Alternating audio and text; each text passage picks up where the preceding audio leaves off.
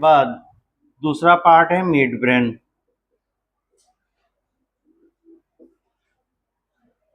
हम लोग इसके बारे में क्या कहते थे? मिड ब्रेन में हिस्से हैं, इसे हम लोग दो पार्ट में बांटे हुए हैं, corpora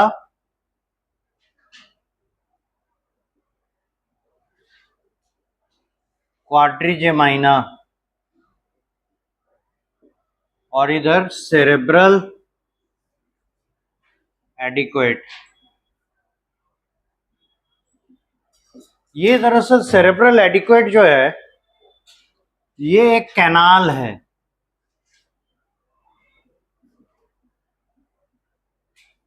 it is a canal in the mid brain, ठीक है। और इस कैनाल का मेन फंक्शन क्या है कि ये एरिया देता है, स्पेस देता है for the circulation of CSF, provides an area for the circulation of CSF। आइए, तो CSF के सर्कुलेशन के लिए जगह देता है। और CSF समझ ही रहे हैं कितना इंपॉर्टेंट है। इसका कई फंक्शन है। पहला तो ये ब्रेन को शॉक एब्जॉर्प्शन देता है, आई मीन कि शॉक से बचाता है ना। दूसरा इसका इंपॉर्टेंट काम क्या है कि ये ब्लड से कोई भी मटेरियल अगर डायरेक्टली ब्रेन की तरफ आना चाहे तो थ्रू सीएसएफ गुजरता है, ठीक है ना। इससे क्या होता है, ब्रेन को प्रोटेक्शन देता है। अगर ब्लड में कुछ भी ऐसा पैथोजेनिक सब्सटेंसेस या टॉक्सिक मटेरियल्स हुए तो डायरेक्टली ब्रेन तक उसका एक्सेस नहीं होगा, उसे सीएसएफ में आना पड़ेगा। और सीएसएफ में जो भी ऐसे कंपोनेंट्स हैं जो कि उसके प्रोटेक्शन के लिए पार्टिसिपेट करते हैं, उन कंपोनेंट्स के थ्रू जब वो गुजरेंगे they will be knock down. इस तरीके से क्या होगा, ब्रेन को एक एडेड सुरक्षा मिलती है, राइट। अब आते हैं कॉर्पोरा क्वाड्रिजेमाइना पर। कॉर्पोरा यानी बॉडी, ठीक है। क्वाड्री यानी 4, कॉर्पोरा मीन्स बॉडी। यानी मिड ब्रेन के इस हिस्से में 4 स्ट्रक्चर्स हमें नजर आएंगे, ठीक है। तो देखिए, अगर हम लोग ड्रॉ करने की कोशिश करें, फॉर एग्जांपल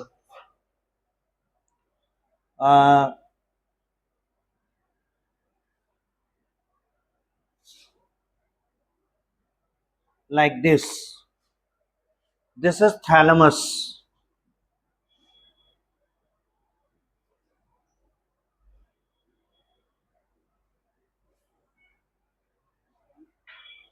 ठीक है। और आप देखे होंगे थैलेमस के सामने रहता है पीनियल बॉडी,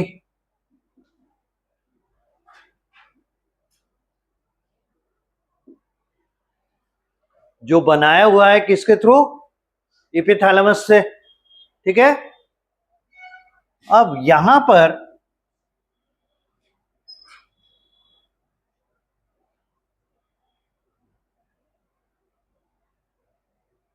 दो स्ट्रक्चर्स रहते हैं और दो स्ट्रक्चर्स ऐसे रहते हैं। इन चारों को मिलाकर कहते हैं कॉर्पोरा क्वाड्रिजेमाइना। दरअसल ये क्या है, 4 लोब लाइक स्ट्रक्चर्स जो मिड ब्रेन के हिस्से हैं, ठीक है। ये 1 पेयर हो गया और ये दोनों 1 पेयर हो गया। ये मिलकर बने कॉर्पोरा क्वाड्रिजेमाइना,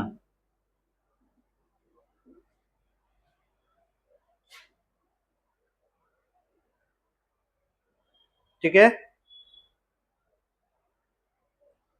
और इनके एसोसिएशन में 2 स्ट्रक्चर्स और पाए जाते हैं। एक काम करते हैं, इसका कलर चेंज कर देते हैं ताकि आपको कंफ्यूजन नहीं हो।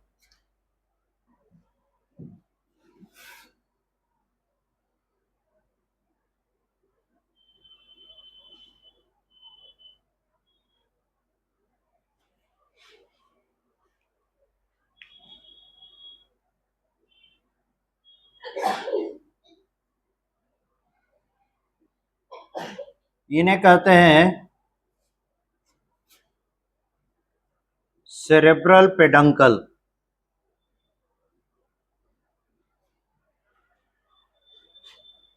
क्या तक बनाइए? फिगर है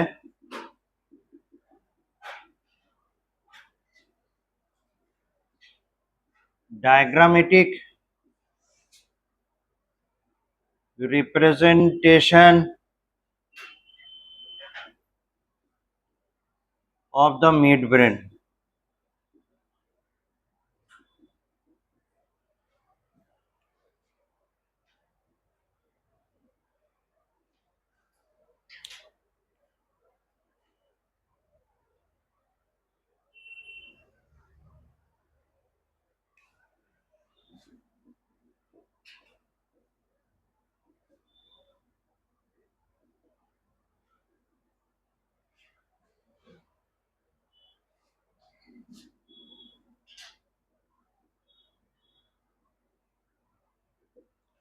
ब्रेन के एंटेरियर व्यू, आगे के तरफ तो पूरा का पूरा सेरेब्रम है।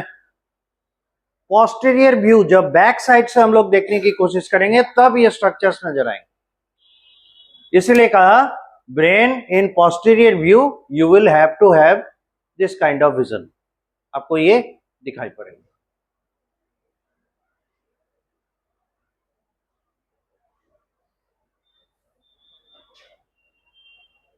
ऐसे भी जानते हैं सेरेब्रम पूरा घेर के रखता है मिड ब्रेन को।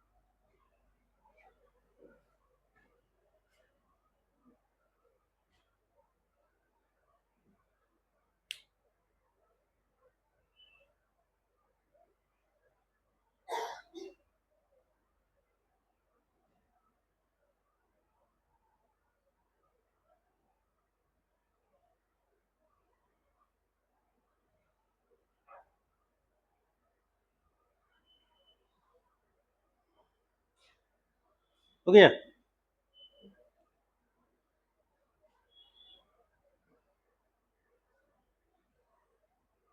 तो लिंक भी बन रहा है। हम लोग फोर ब्रेन से मिड ब्रेन की तरफ आए तो मिड ब्रेन कहाँ सिचुएटेड है इसके बारे में भी आइडिया मिल रहा है।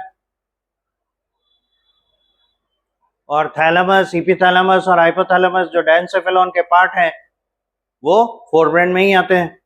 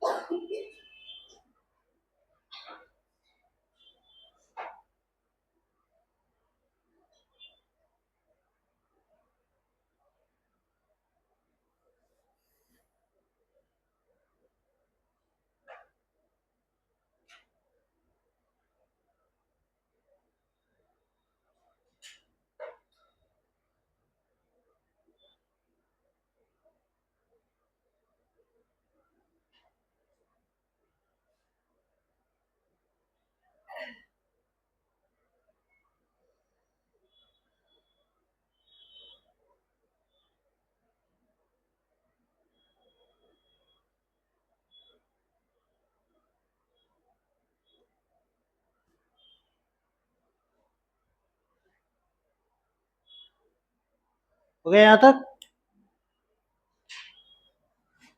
पहला चीज बताएं मिड ब्रेन के बारे में, लोकेशन कहां रहेगा? Below the fore brain and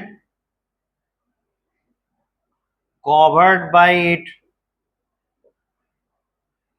चारों तरफ से घिरा हुआ रहता है, और बीच में ऐसे सेरेब्रम आया, सेरेब्रम के बॉटम पार्ट के तरफ ये रहते हैं। तो सेरेब्रम के नीचे हमें क्या दिखाई पड़ रहे हैं?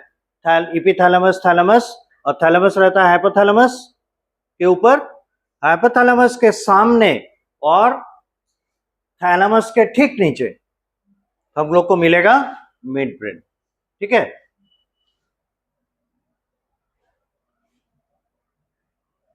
एडजेसेंट टू हाइपोथैलेमस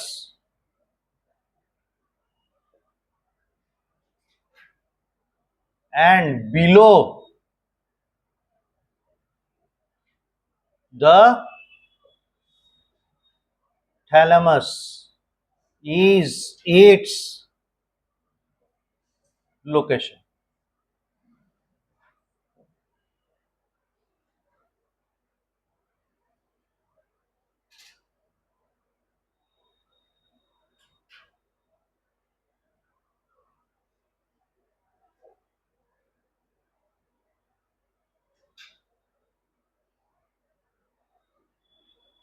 ठीक है,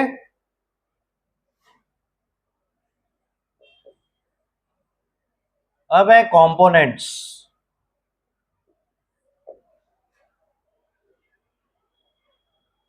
अब कंपोनेंट्स में यहां आ जाइए,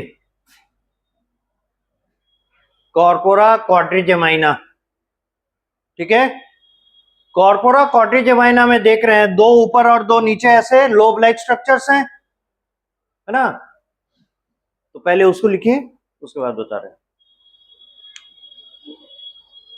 अच्छा, उसको यहां प्लेस करना था, टू कंपोनेंट्स वहां लिखिएगा, कॉर्पोरा क्वाड्रिजेमाइना उसको इंडिकेट कर दीजिएगा। ये अब देखिए, कॉर्पोरा क्वाड्रिजेमाइना में दो हिस्से, दो लोब्स ऊपर के तरफ दिखाई दे रहे हैं, इन्हें कहते हैं सुपीरियर कॉलिकुलस। ठीक है, और ये सुपीरियर कॉलिकुलस का फंक्शन क्या है? ये विजन में हेल्प करता है।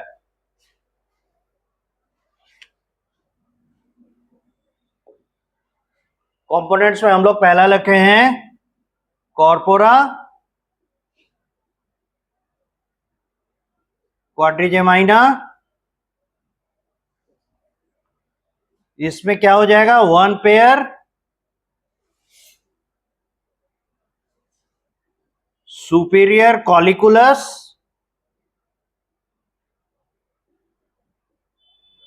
its appearance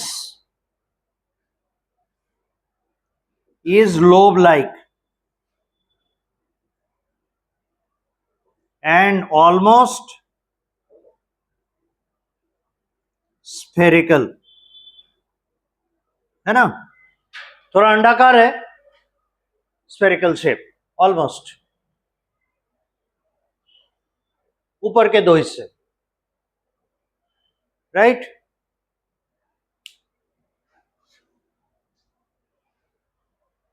यहां मिटाएं।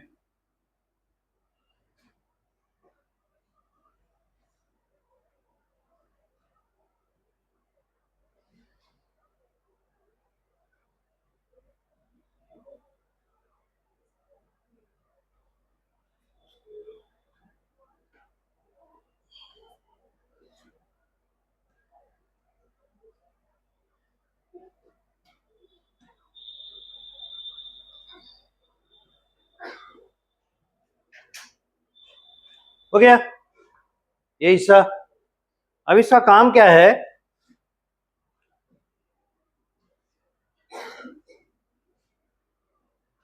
Function of superior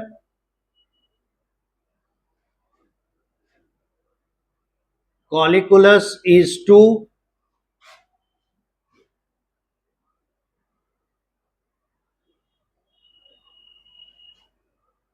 relate the or give the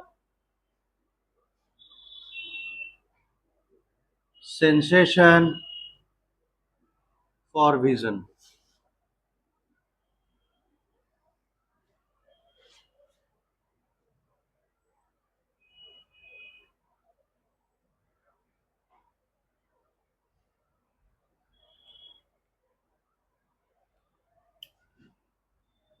दूसरा हिस्सा है वन पेयर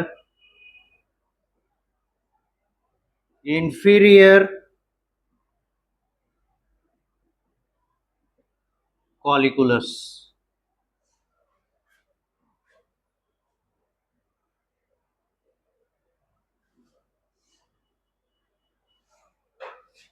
और इसका काम है functions to give sensation of hearing.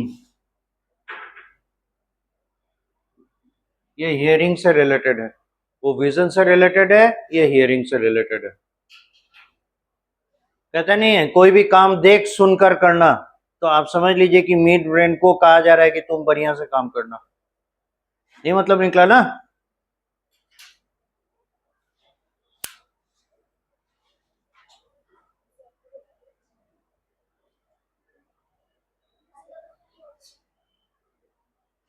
क्या हुआ?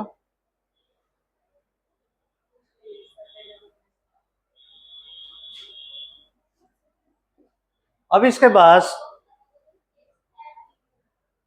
आगे का हिस्सा देखिए, सेरेब्रल पेडंकल, जिसे आप ड्रॉ किए हैं। इसका दूसरा नाम also called as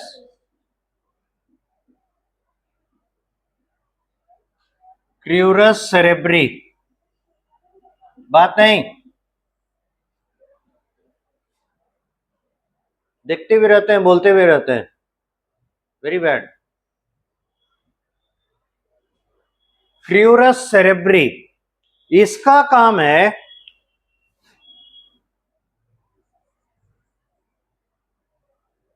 release information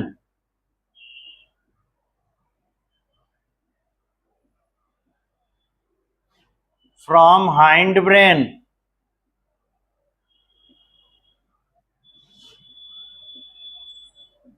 to the fore brain.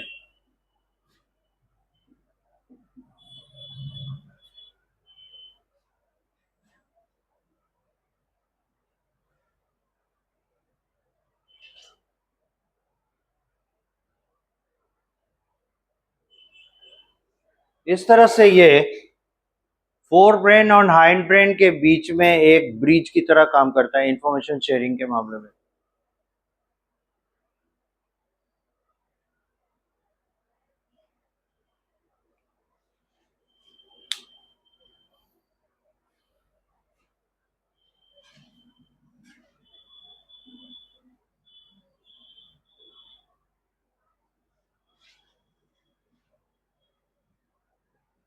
अब इस डायग्राम में सेरेब्रल एडिक्वेट को हम लोग नहीं दिखा पाए हैं, खैर उसके लिए जगह बनेगा। ये मिटा सकते हैं ना, इधर का हो चुका।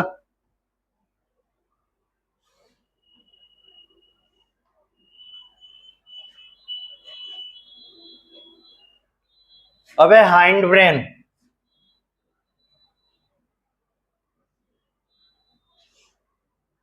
जिसके तीन पार्ट,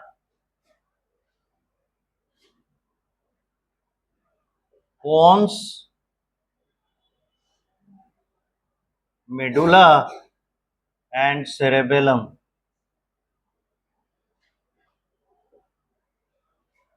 सबसे पहले पोन्स।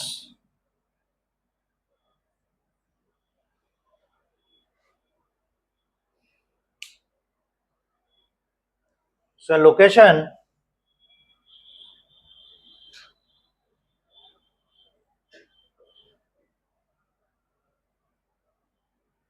above the medulla,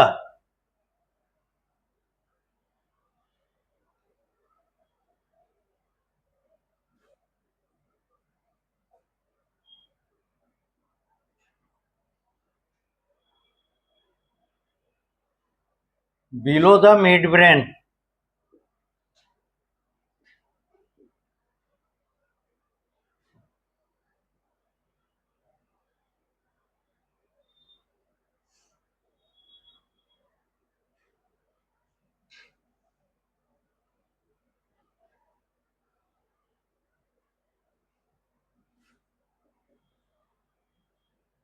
It has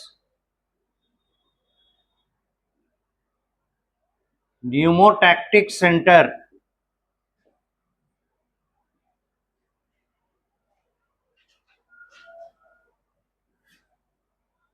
for control of inhalation time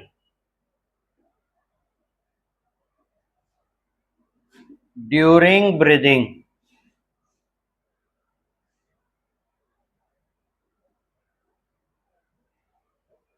सांस लेने के दौरान, है ना, अगर किसी कारणवश कार्बन डाइऑक्साइड का बॉडी में एक्युमुलेशन ज्यादा हो रहा है, बहुत सारे रीजंस हो सकते हैं. नॉर्मली जैसे हम लोग विगरस वर्क कर रहे हैं, है ना, ऑक्सीजन सप्लाई सफिशिएंट नहीं है, तो क्या होगा, हमारे बॉडी में लैक्टिक एसिड फॉर्मेशन ज्यादा होगा, है ना. तो उस कंडीशन में एनारोबिक रेस्पिरेशन के कारण H+ आयन का इंक्रीमेंट उस समय भी अगर हम चाहते हैं, वो एक कॉम्प्लेक्स फिजियोलॉजी है जिसमें क्या होगा, H+ आयन अगर बढ़ता है तो एक्चुअली में कार्बन डाइऑक्साइड और वाटर के माध्यम से उसके हाई H+ आयन कॉन्सेंट्रेशन को बैलेंस किया जाता है. तो कार्बन डाइऑक्साइड फॉर्मेशन होगा. तो कार्बन डाइऑक्साइड को अगर, है ना, जल्दी से अगर निकालना हो तो हम क्या कर सकते हैं, तेजी से फास्ट ब्रीदिंग अगर करें तो जितना जल्दी हम, है ना, शॉर्ट पीरियड का इनहेलेशन करें और लंबा एक्सहेलेशन करें, तो क्या होगा, जितना ज्यादा एक्सहेल करेंगे उतना कार्बन डाइऑक्साइड निकलेगा. ये एक मेथड है. तो इनहेलेशन को शॉर्ट और एक्सहेलेशन को लॉन्ग करना, ये इसका काम होगा. ठीक है, इस तरीके से कार्बन डाइऑक्साइड एलिमिनेशन करने में हम लोग को मदद करता है. जो आप लोग पढ़े होंगे रेस्पिरेटरी सिस्टम में, breathing and exchange of gases था, उसमें कंट्रोल था ना, कंट्रोल पॉइंट एक जगह पॉन्स में था और एक मेडुला में. तो न्यूमोटैक्टिक सेंटर और एक था कीमोटैक्टिक सेंटर, है ना, रिदम सेंटर्स. सो वही ये यहां पे हेल्प कर रहा है रेस्पिरेशन को या ब्रीदिंग को कंट्रोल करने में. और वो कैसे करता है, इनहेलेशन टाइम को घटाकर, ताकि तेजी से कार्बन डाइऑक्साइड का एलिमिनेशन हो सके. Apart from it also associates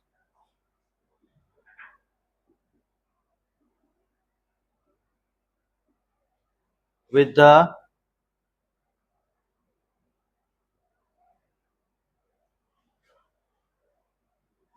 sensation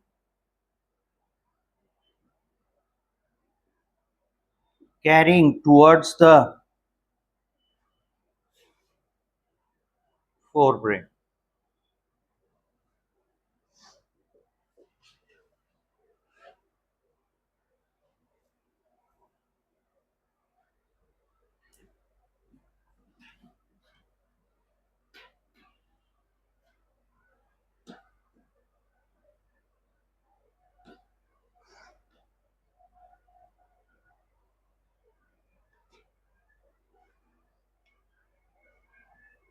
अब मेडुला,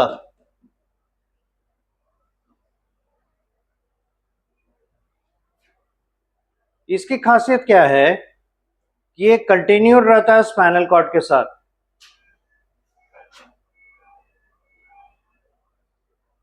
रिमेन्स कंटिन्यूड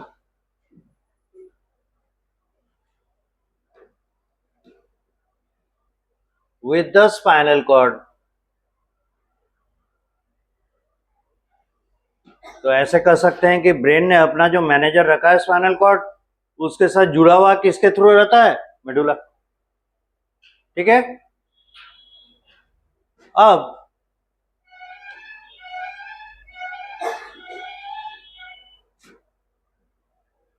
जाहिर सी बात है लोकेशन क्या होगा,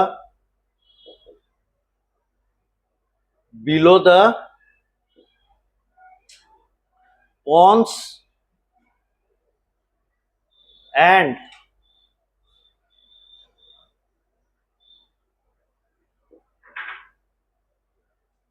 adjacent to the cerebellum.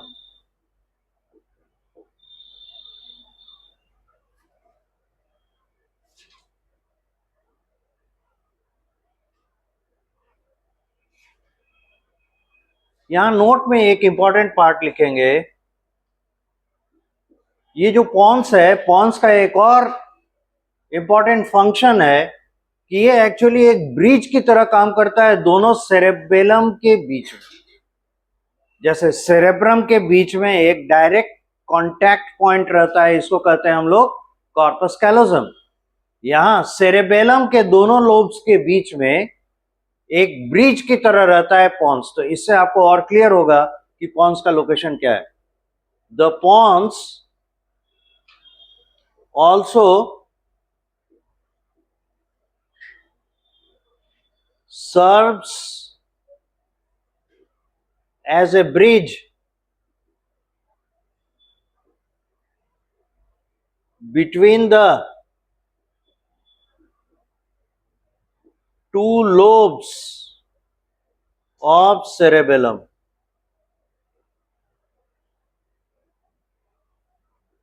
और इसी सेरेबेलम के अराउंड में ये मेडुला पाया जाता है।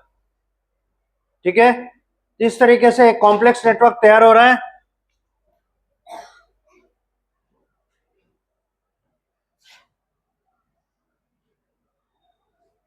इधर हो चुका।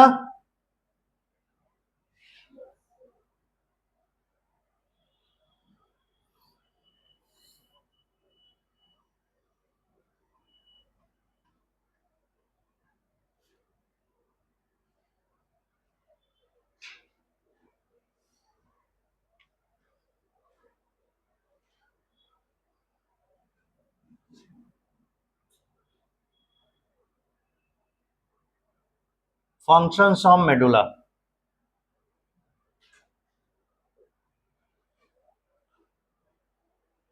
सबसे पहली बात, रिफ्लेक्स सेंटर्स इसी में होंगे।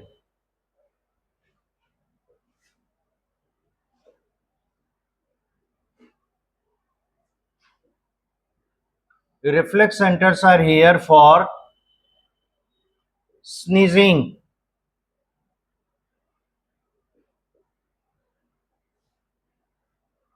coughing। और याद कीजिए, मेडुला अभी अभी हम लोग डिस्कस किए, रेस्पिरेशन में क्या रखता है, रिदम सेंटर रखता है ना। Rhythm centre for breathing. और इसका काम क्या है, does adjustments to eliminate H+ ion when it increases and excess CO2 produced under stress। अब वो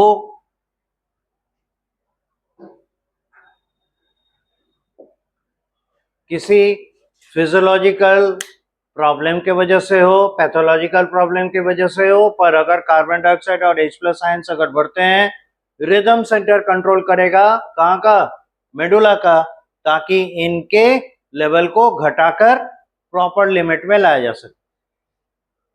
ये हो गया। उसके बाद देखिएगा, स्नीजिंग, कफिंग, रिदम सेंटर। फिर है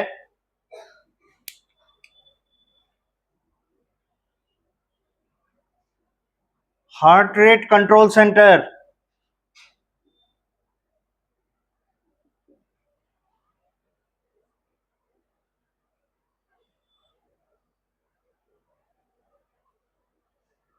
क्या आपको लगता है किसी तरीके से ये एक्सक्रीशन से जुड़ा हुआ है? कंट्रोल इन एक्सक्रीशन में किसी तरह से इसका रोल है?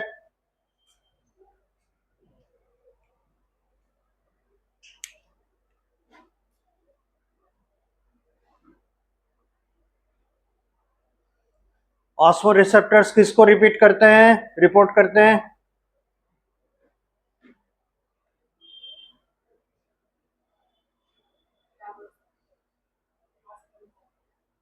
किसको रिपोर्ट करते हैं?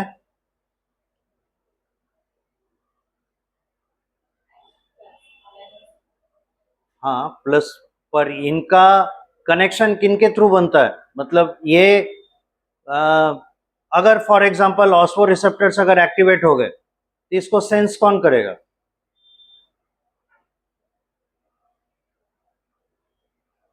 पलटिए, जल्दी से पन्ना पलटिए बुक का।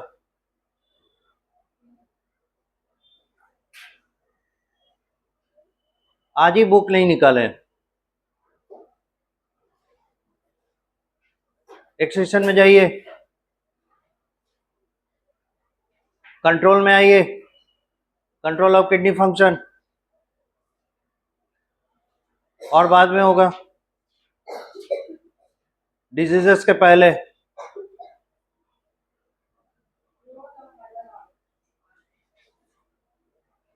क्या मिला?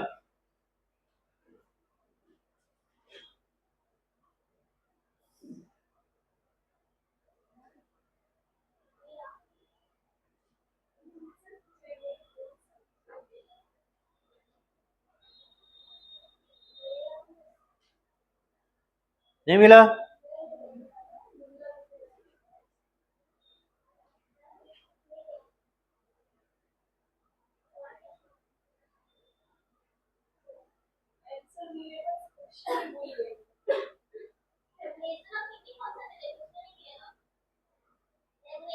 लाइए, इधर देखें book.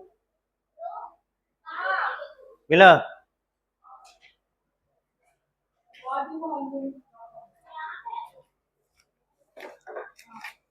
Regulation of kidney function में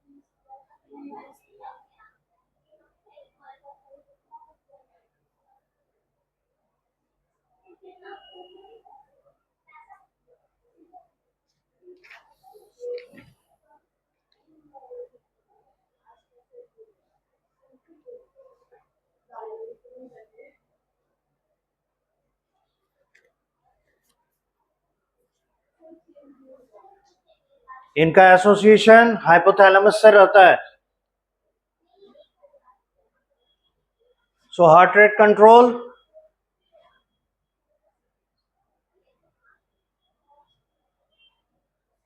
a limited role in excretion also.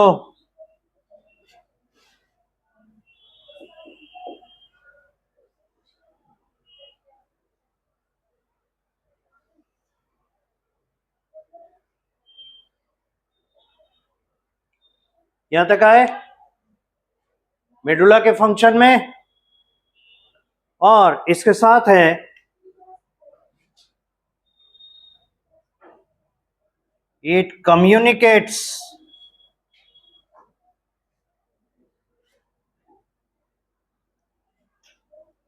between the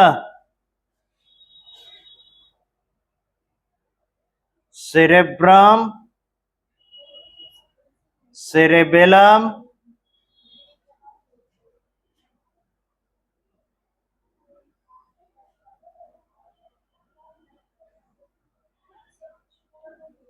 and spinal cord, pons.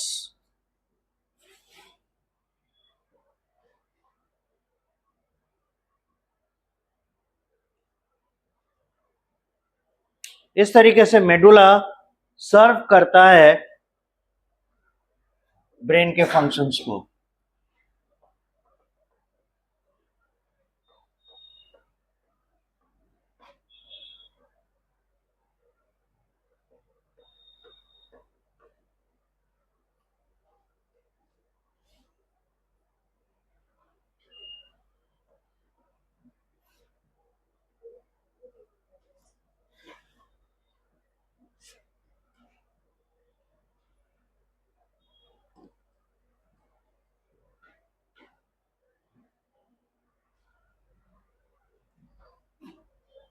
अब देखिए cerebellum.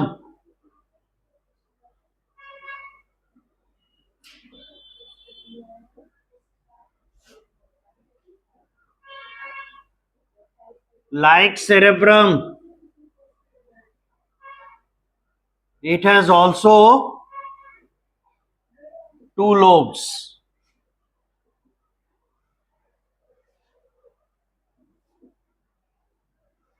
Lobes are bridged by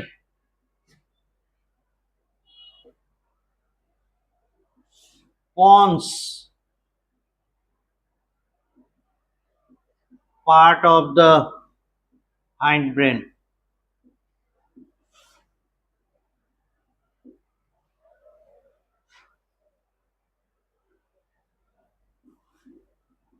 Situated towards the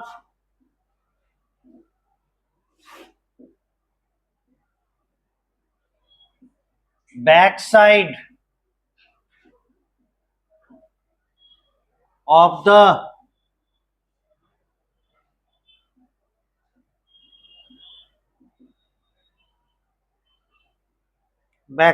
the brain कहे ज्यादा अच्छा रहेगा. Backside of the forebrain and below it.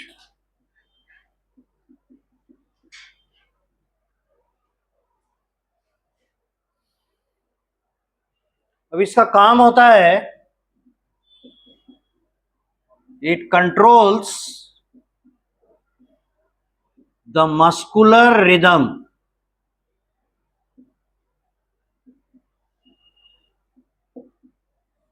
और ये बड़ा इंपॉर्टेंट है हमारे बॉडी पोस्चर को बैलेंस करने में, है ना. इसलिए हम लोग कहते हैं so it functions in body balancing.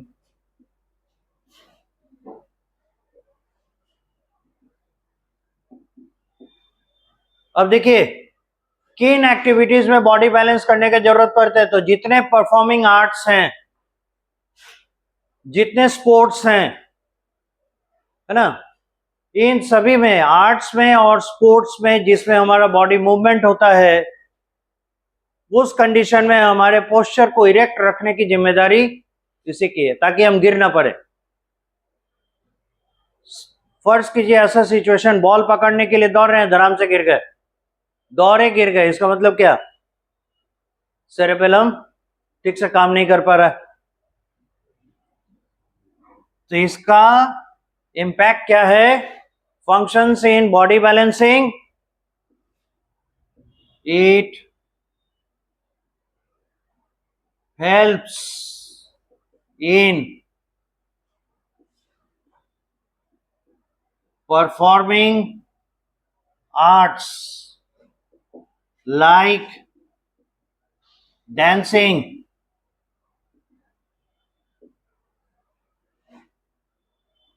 and sports like running, jumping, swimming, driving,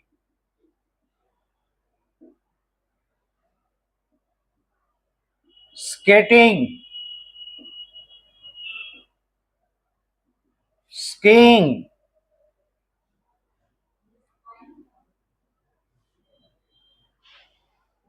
ski करना, आइस में जूते के नीचे एक फ्लैट ब्लेड लगा होता है ना, और उस पर जो हम लोग स्लाइड करते हैं उसको स्की करना कहते हैं, स्कीइंग एटसेट्रा। इन सबों के दौरान बॉडी बैलेंस मेंटेन करने का जिम्मेदारी सेरेबेलम का, क्योंकि इन सबों में मस्कुलर एडजस्टमेंट होता है, तो मस्कुलर रिदम को कंट्रोल करने की जिम्मेदारी सेरेबेलम की, इसीलिए सेरेबेलम की मदद से हमारा बॉडी पोस्चर बैलेंस रहता है। ये हुए हाइंड ब्रेन्स के पार्ट।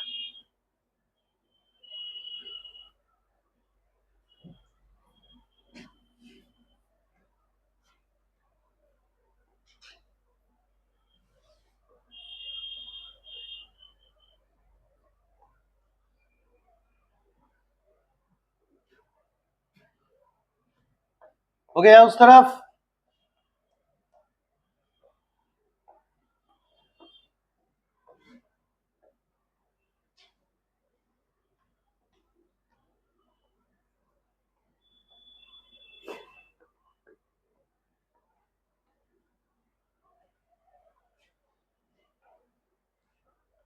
अब देखिए, अगर हम कहें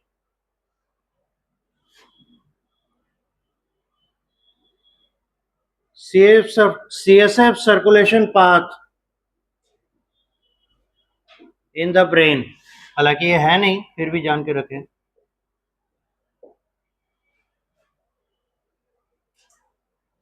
तो ब्रेन में ना हॉलो एरियाज हैं जिन्हें कहते हैं वेंट्रिकल, और इसमें CSF भरा हुआ रहता है।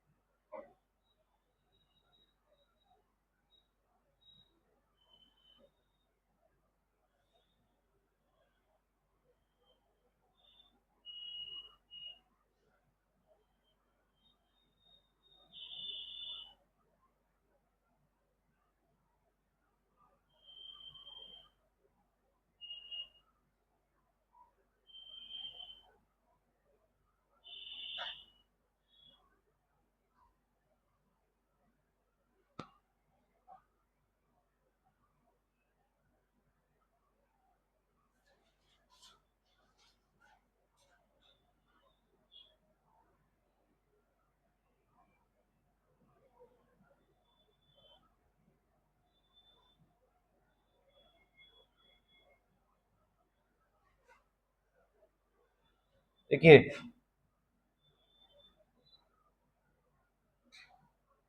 This and this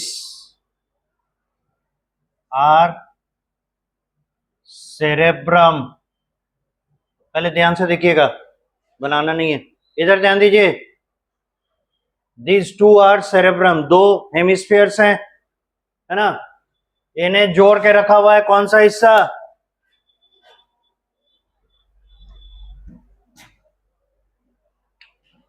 corpus callosum.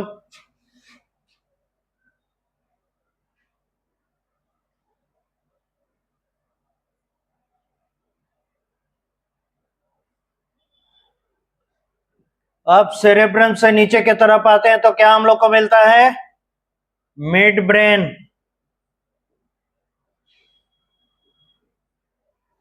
और मिड ब्रेन में दो हिस्से मेन हम लोग को दिखे, एक था कॉर्पोरा क्वाड्रिजेमाइना और नीचे की तरफ हम लोग को मिला सेरेब्रल पेडंकल, है ना, जो कम्युनिकेशन का काम करता है हाइंड ब्रेन और फोर ब्रेन के बीच में, ये मिड ब्रेन का हिस्सा। उसके बाद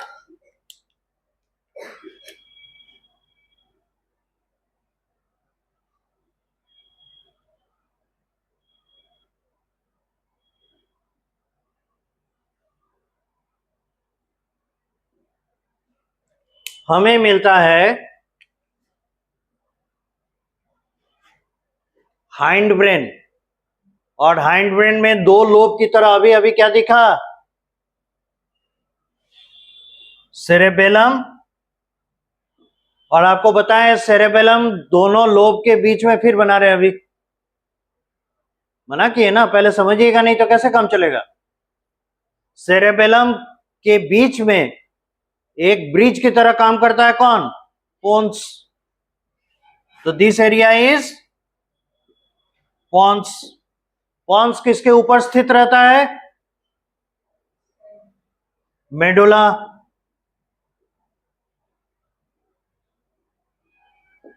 और मेडुला किसके साथ कंटिन्यू करता है, स्पाइनल कॉर्ड।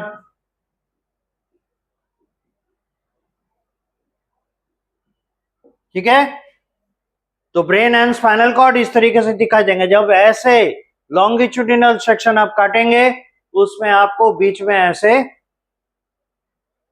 एरिया दिखाई देंगे, ब्लैंक एरिया, जिसमें कि सीएसएफ भरा हुआ रहता है और सीएसएफ इसमें सर्कुलेट करता है। तो सीएसएफ के सर्कुलेट करने के लिए जो ब्लैंक एरियाज हैं उन्हें कहते हैं वेंट्रिकल। ठीक है,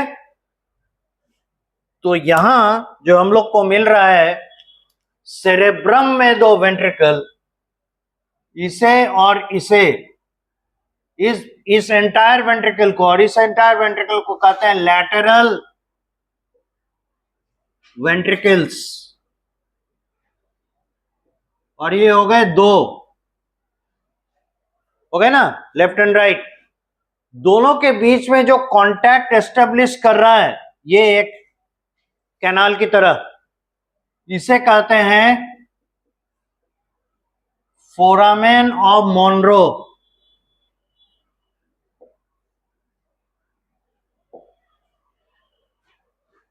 इधर मिटा सकते हैं।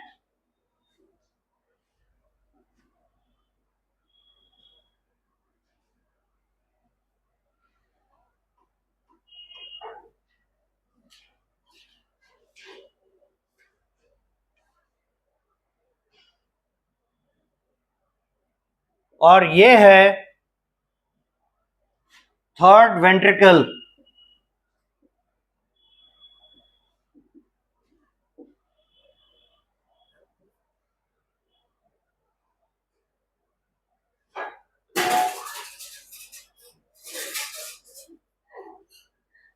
और इस जगह है ना, ये जो कांटेक्ट बन रहा है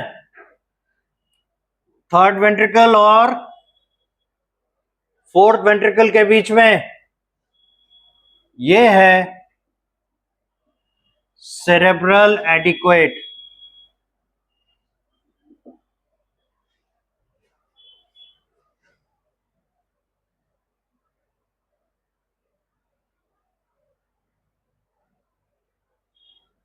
और यहां है फोर्थ वेंट्रिकल।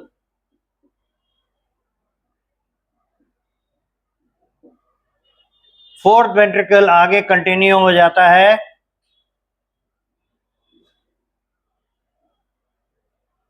न्यूरल कैनाल के साथ, जो स्पाइनल कॉर्ड के अंदर मिलेगा आपको। इस तरीके से ये एरिया रहते हैं सेरेब्रोस्पाइनल फ्लूइड के सर्कुलेशन के लिए। तो ये इसलिए बताना पड़ा, सेरेब्रल एडिक्वेट को हम लोग दिखाना चाह रहे थे कि कहाँ पे पोजीशन रहता है इसका मिड ब्रेन में, फॉर दिस। तो उसमें देखिएगा एक लाइन सेंटेंस में लिखा है कि ये इसमें एक कैनाल रहता है। तो where is this canal, this is the canal, जो कि सीएसएफ को आगे बढ़ने का मौका देता है। और ये जो फोर्थ वेंट्रिकल है, ये फोर्थ वेंट्रिकल एक्चुअली रास्ता बनाता है एरेक्नॉइड स्पेस के लिए। और याद कीजिए एरेक्नॉइड स्पेस हम लोग को कहां मिला था, एरेक्नॉइड किसका नाम है, लीजिए मेनिंजस का सेकेंड मेनिंजस है ना, ये जो डायमीटर और पायामीटर के बीच में ब्रिज है। डायमीटर नहीं, ड्यूरामीटर। ड्यूरामीटर कहां पे रहता है? क्रेनियम के साथ एसोसिएटेड, और पायामीटर रहता है ब्रेन के साथ एसोसिएटेड। दोनों के बीच में एक कुशनिंग स्ट्रक्चर रहता है जिसे हम लोग कहते हैं एरेक्नॉइड। और एरेक्नॉइड मेनिंजस में स्पेस रहते हैं। उस स्पेस में भी बोले थे कि देखिए यहां पे भी सपोर्ट के लिए सीएसएफ है ना, थर्ड लाइन ऑफ डिफेंस या third line of protection CSF था। तो वहां पे सीएसएफ यही फोर्थ वेंट्रिकल में से भेजा जाता है, ये कनेक्शन बनाता है। तो फिगर में हम लोग इसको लिख सकते हैं, द डायग्रामेटिक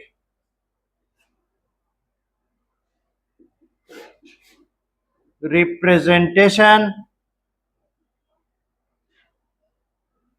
of ventricles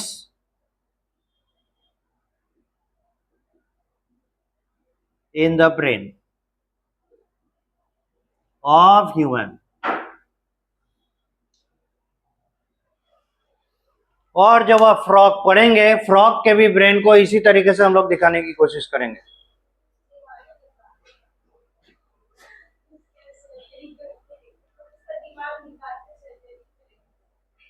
उसका जरूरत नहीं पड़ेगा, उसका बना हुआ प्लास्टिक का प्रोटोटाइप आता है, उसको देख लीजिए, समझ में आ जाएगा। और उस सर्जिकल प्रोसीजर के लिए आपको एमबीबीएस क्वालिफाई करना पड़ेगा। तब तक इसी से पढ़कर काम चलाइए।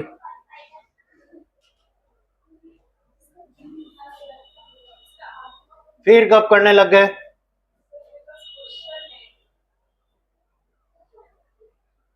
बोलिए।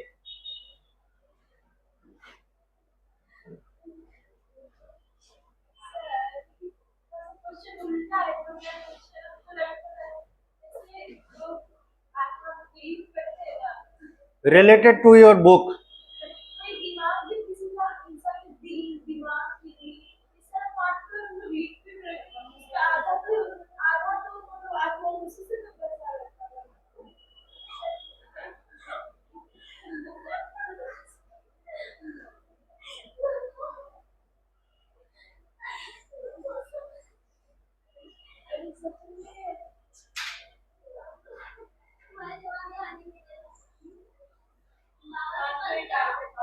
सारा सिस्टम पढ़ गए, फिर भी अभी वहीं पर लटके हुए हैं जो आज से 2000 साल पहले लोग का विश्वास था। सारा सिस्टम पढ़ गए। क्या हुआ? आप हार्ट डोनेट करके जा रहे हैं? मरने के बाद आपका हार्ट निकाल के दूसरे में ट्रांसप्लांट किया जाएगा।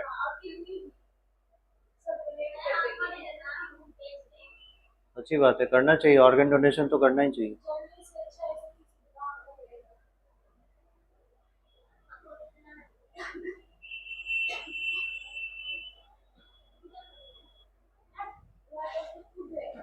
हो गया। नाउ सीएनएस का दूसरा हिस्सा सेंट्रल नर्वस सिस्टम का, वो है स्पाइनल कॉर्ड।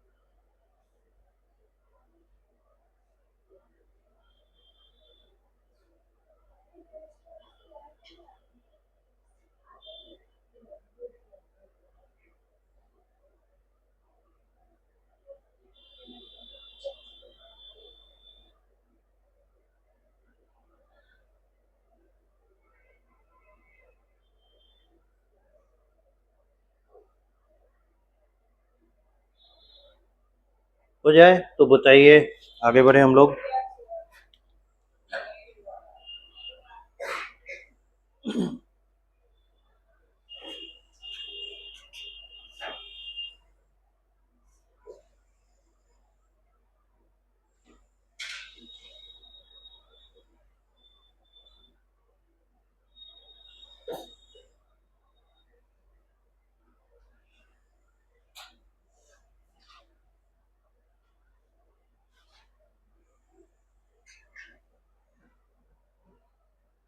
देखिए, सेंट्रल नर्वस सिस्टम का दूसरा पार्ट जो स्पाइनल कॉर्ड है, इसमें भी मोर और लेस उसी तरह से न्यूरॉन्स रहेंगे अपना ग्रे मैटर और वाइट मैटर के साथ, जिस तरीके से हम लोग को फोरब्रेन में मिल रहे थे। तो अपर सरफेस कैसा रहेगा? ग्रे।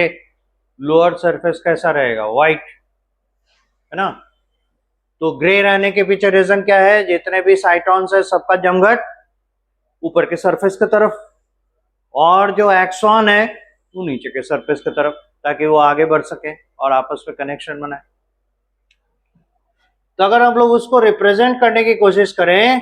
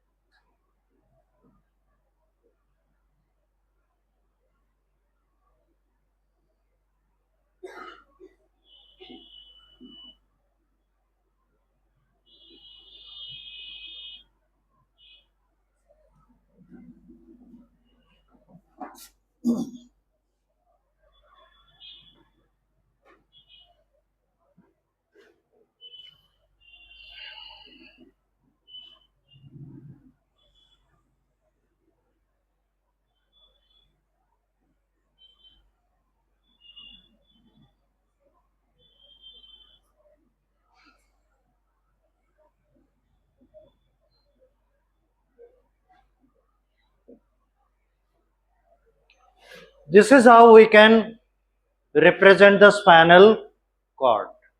एक सेक्शन अगर स्पाइनल कॉर्ड का लिया जाए तो आपको बीच में ये वेंट्रिकल वाला पोर्शन दिखेगा, और ये यहां है, ये वेंट्रिकल वाला पोर्शन। ये स्पाइनल कॉर्ड कंटिन्यू हुआ ना, ये ब्रेन आगे चल के स्पाइनल कॉर्ड के साथ कंटिन्यू हुआ। यहां से अगर एक सेक्शन काट के देखेंगे तो बीच में हमें एक गैप नजर आएगा ना, होल नजर आएगा, दैट इज इट। ठीक है।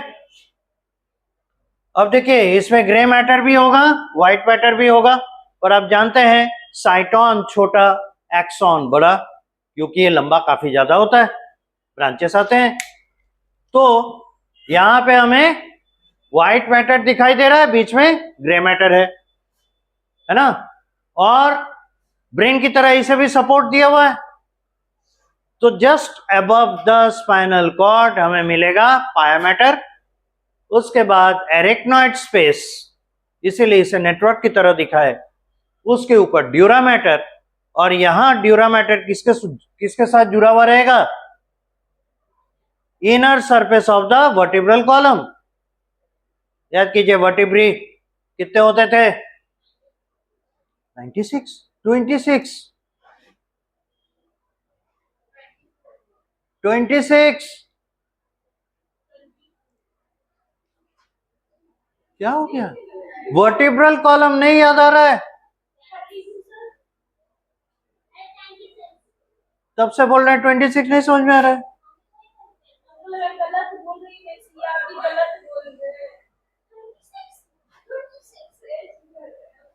हाँ 26 होते हैं। और उसका डिवीजन बताइए, सर्वाइकल कितना होता है और लंबर? Thoracic 12, thoracic 12, 7, 12, 5, 1, 1, total 26। याद रखिएगा। जिसमें से सेकेंड लास्ट जो है सैक्रम, वो कितने बोन्स के फ्यूजन से बनते हैं? 5। और कॉकिजियल ये 4।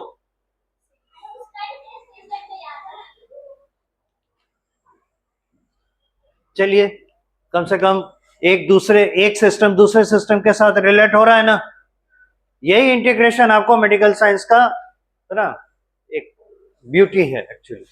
तो यहां जिस तरह से ब्रेन हमारा प्रोटेक्टेड है, उसी तरह से स्पाइनल कॉर्ड हमारा प्रोटेक्टेड है। ये हो गया।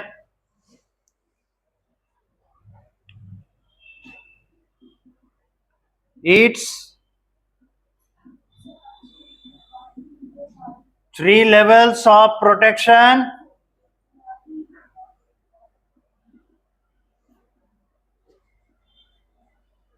comes from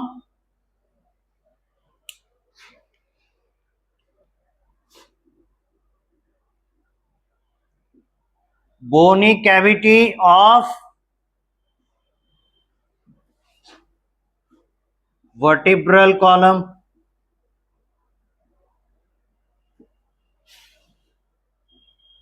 three meninges,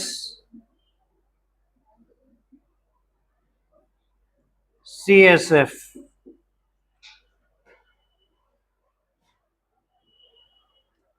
ठीक है।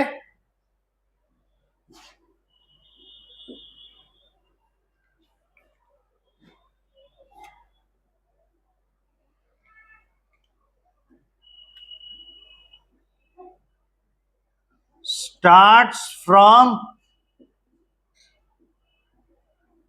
the below side of medulla and ends in the last vertebra.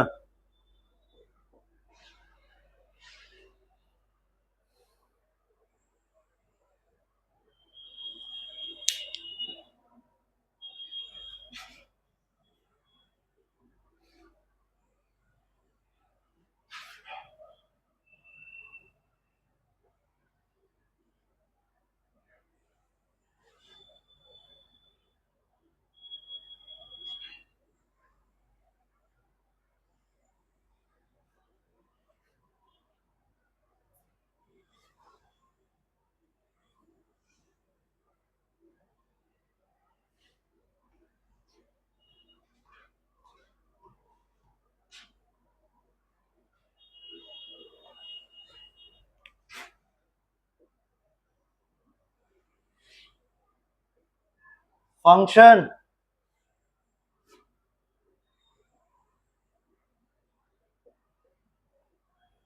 reflex center.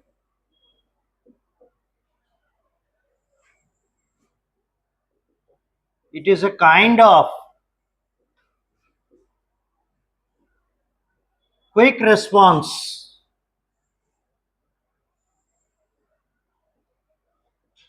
to any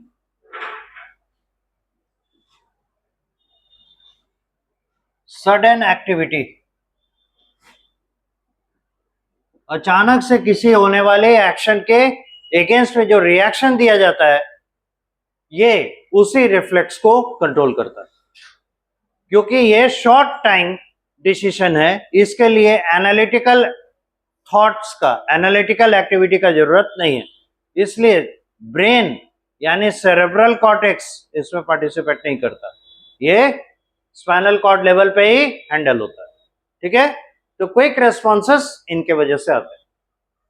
so it is a kind of quick response to any sudden activity. It is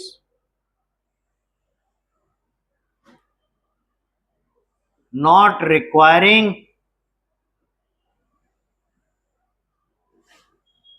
any analytical thoughts, and so cerebrum does not participate.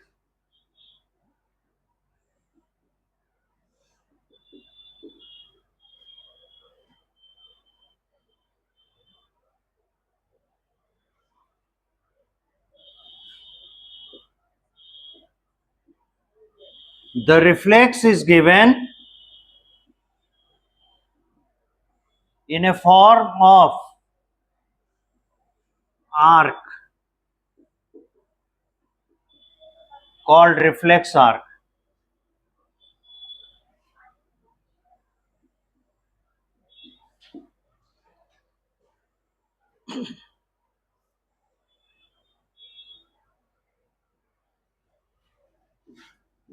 Example,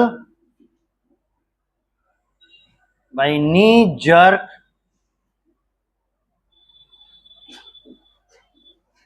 experiment. इसको अगर demonstrate करना हो तो नी jerk experiment हम लोग करते हैं, जिसमें डॉक्टर्स क्या करते हैं, एक हैमर से, है ना, पैर को, बॉडी को रिलैक्स करके बैठाने के बाद हैमर से चेक करते हैं पेटेला वाले एरिया में हीट करके कि पैर आगे पीछे मूव करता है कि नहीं। अगर सेंसेशन प्रॉपर है, किसी तरह का नर्वस कंट्रोल में दिक्कत नहीं है, तो जैसे ही हैमर हिट करेगा पैर उसको बचाने के लिए पीछे की तरफ ड्रॉ होगा। तो ये जो रिफ्लेक्स है यही रिफ्लेक्स आर्क के रूप में हम लोग दिखाते हैं। एनीवे, अगले क्लास में इसको देखेंगे। पॉज कीजिए वीडियो।